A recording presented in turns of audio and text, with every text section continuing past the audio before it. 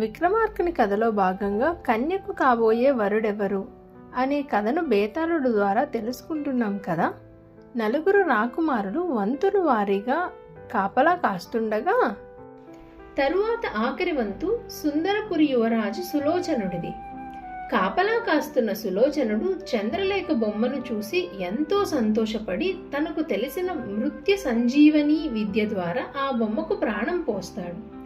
ప్రాణం వచ్చిన ఆ బొమ్మ సులోచనుడిని చూస్తూ, అయ్యా, తమరెవరు, అసలు నేనెవరు అంటూ అడిగింది.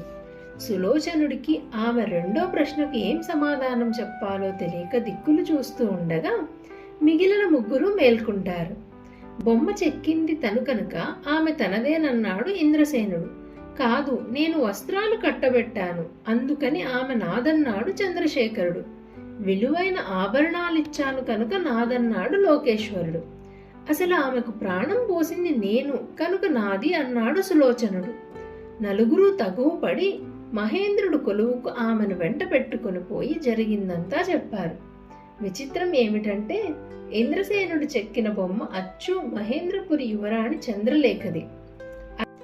అయితే యువరాణిని, సులోచనుడు ప్రాణం పోసిన బొమ్మను పక్కపక్కన నిలబెడితే వారిద్దరిలో ప్రాణం వచ్చిన బొమ్మ ఎవరో తేల్చి చెప్పడం చంద్రలేఖ తల్లిదండ్రులకు కూడా అసాధ్యం.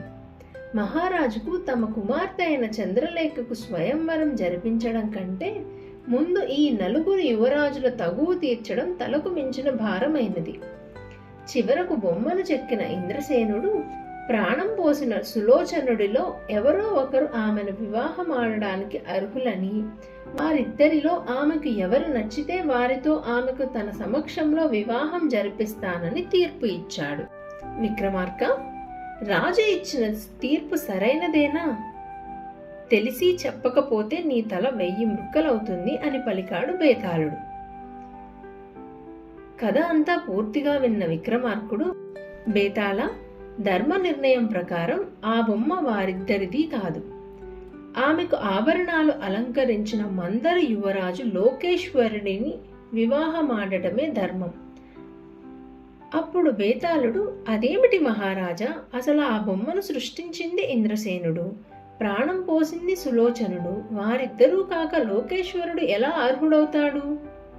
బేతాళ, సృష్టించిన ఇంద్రసేనుడు తండ్రితో సమానం, ప్రాణం పోసిన సులోచనుడు దేవుడితో సమానం, వస్త్రాలను కట్టబెట్టిన చంద్రశేఖరుడు సోదరుడితో సమానం, అందుకని ఆమె లోకేశ్వరుడిని పెళ్లాడటమే ధర్మం అంటూ విక్రమార్కుడు ధర్మ నిర్ణయం చెప్పడంతో